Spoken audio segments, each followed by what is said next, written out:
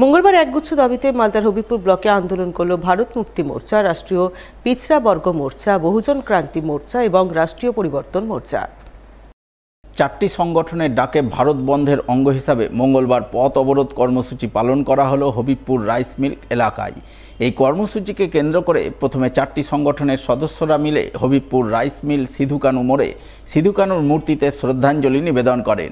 এরপর তারা একগুচ্ছ দাবিতে মালদা নালাগোলা রাজ্য সড়ক অবরোধ করে বিক্ষোভ দেখান। বেলা 12টা থেকে শুরু হওয়া এই অবরোধ প্রায় 3 ঘন্টা ধরে চলে বলে খবর। ঘাটিয়া লিস্টে অথবা ব্ল্যাক লিস্টে নাম রয়েছে। 70 বছর পেরিয়ে গিয়েও আজকে আমরা স্বাধীনতার স্বাদ পেলাম না। যে এখানকার মূল্যবাসীদের সমস্ত রকমের যে অধিকার, সমস্ত রকমের অধিকার থেকে বঞ্চিত করা হচ্ছে। এদিনের এই আন্দোলনের নেতৃত্ব দেন বহুজন মুক্তি পার্টির রাজ্য কার্যকরী সভাপতি বাবুরাম কিস্কু, রাজ্য সাধারণ সম্পাদক মনাতন হেমব্রম সহ অন্যান্যরা।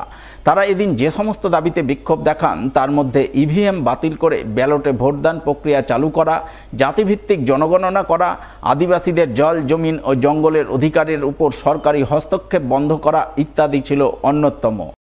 ইভিএমকে হটাতে হবে, ব্যালট পেপারে নির্বাচন করাতে হবে, পঞ্চায়েত নির্বাচন থেকে শুরু করে লোকসভা বিধানসভা যতগুলো নির্বাচন আছে সমস্ত ব্যালট পেপারে করাতে হবে। যেভাবে 5 বছর ধরে জাতিভিত্তিক জনগণনাকে টেনে নিয়ে যাওয়ার একটা শিডিউল প্রকাশ করেছে তাতে আমাদের মনে হয় না যে জাতিভিত্তিক জনগণনা আদৌ হবে।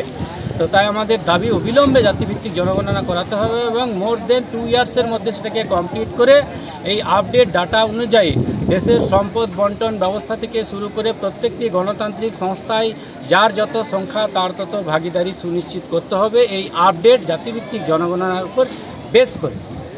এই সমস্ত মুদ্রা ছাড়াও আমাদের যেটা আদিবাসীদের বীরভূমের জল জঙ্গল জমিনের উপর সরকার, পশ্চিমবঙ্গ সরকার যেভাবে হস্তক্ষেপ করছে এবং সেই সমস্ত জায়গার আদিবাসীদের বিস্থাপন এবং সেখান থেকে তাড়িয়ে যাওয়ার যে পরিকল্পনা করছে এটাকে আমরা সম্পূর্ণ বিরোধিতা জানাই।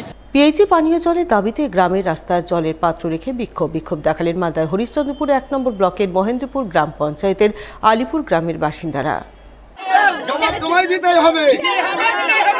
আলিপুর গ্রামে জলের জন্য অনেক কষ্টে মানুষ পড়ে আছে, বিডিও সাহেব আপনি জবাব দাও। বিক্ষোভকারী গ্রামবাসীদের অভিযোগ, তাদের গ্রামে বর্তমানে পানীয় জলের তীব্র সংকট দেখা দিয়েছে। গ্রামে সাবমার্সিবল পাম্প থাকলেও তা বিকল হয়ে পড়ে আছে।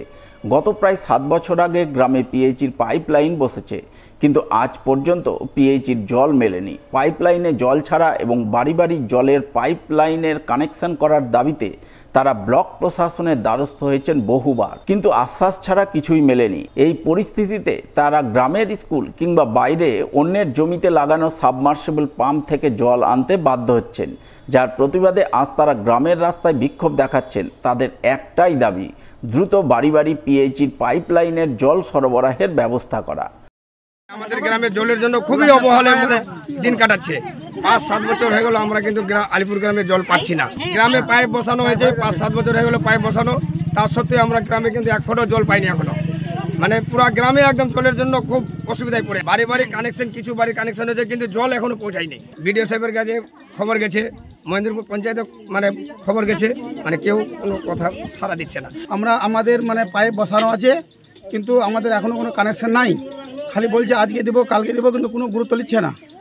এটা আমাদের সরকারের কাছে বিশেষ অনুরোধ যে আমাদের এই পাড়াটার জন্য কেন কেউ ভূক্ষেপ করছে না। প্রায় পাশে মন্ত্রী আছে, মন্ত্রী কোনো ভূক্ষেপ করছে না। আমাদের মেম্বার আছে আমাদের গাঙ্গর বুথের, সেও ভূক্ষেপ করছে না। তাহলে আমরা কীরকম বসবাস করবো?